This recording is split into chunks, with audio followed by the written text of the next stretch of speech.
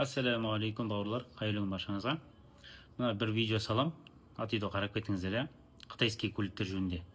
Мына қытайский көліктерді алайын ба деп ойланып жүрген адамдар болса, соларға жақсы мына нақты дұрыс шешім шығаруға да себеп. Ал бұрын уже алып қойған адамдар болса, енді сіздерге Аллах жеңілдігін берсін. Қытайский көлік. Сол осы видеоны қараңыздар, сосын толық бір шешімге келесіздер ғой. Алған дұрыс па, или жақындамаған дұрыс па деген сияқты. Солай, аман болыңдар.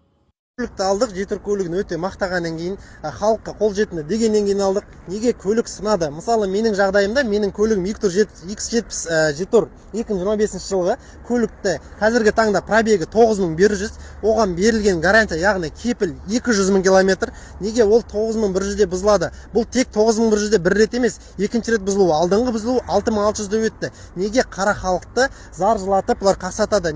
Бұзылған көлікті әкеліп өткізеді екен сервисқа, оны жөндеуге олар 15 күн, немесе 30 күн, немесе 90 күн уақыт алады екен. Сол аралықта мен кредит төлеу керекпін ба, әлде жаяу жүретін ақшамды табу керекпін ба? Сатылған көлікке кепіл берілді, неге кепіл орындалмайды? Тұтынушыларды қорғау агенттігі, сіздер тексеріс жасауларыңызды сұраймын. Біздің құқық тапталып жатыр, тек мен емес. Ноля салафаннан қуанып тұрып шығарған болатынбыз машинаны.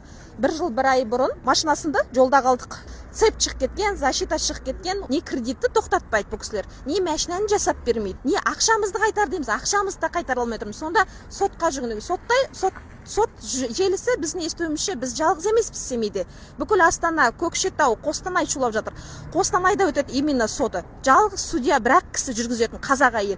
Бүкіл сотта жеңіліп жатыр. Неге біздікілер жеңіліп жатыр? Сұрақ.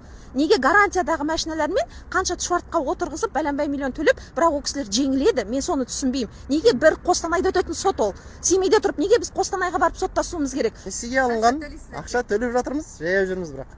Сол үшін тұрған көлік үшін жаяу жүрміз де. Ішіміз келді осыған. Мен X50 алған почти бір ай болып қалды. Менде уже 1000-дан бастап уже ходовкасында бір артық звуктар пайда болды. Яғни ол постоянно ақырын жүрген кезде вот постоянно менде тықылдайды. Алдымда цебім шырылдай бастады. Сол кезде обращение жасадым. Әні келеді, мені келеді деп тосымен бір ай өтті. Жүре бер деп болмайды, қорықпай жүре бер дегеннен кейін жүрдік. Ақыры жолда бала-шағамен қалдым. Цебім үзіліп кетіп, моторым машинам тұр. 20 күндей болды уже. Алғаныма 5 айда болып қалды. Таңертеңгі холодный запускада тықылдайды. И еще артқы фарында проблема дұрыс орналаспаған. Сервисный центрдің табалдырығын тоздырып бітірдік, жалынып та біттік, аяқтарына да жығылдық. Енді қазақша айтқанда дальше я не знаю уже қалай не істесе болады. Смотрите, вот эти все моменты решает мы. Мы это все согласовываем с заводом, с Китаем. 3 месяца вы согласовываете. Это вам Китай не отказал, не мы. Я в Китае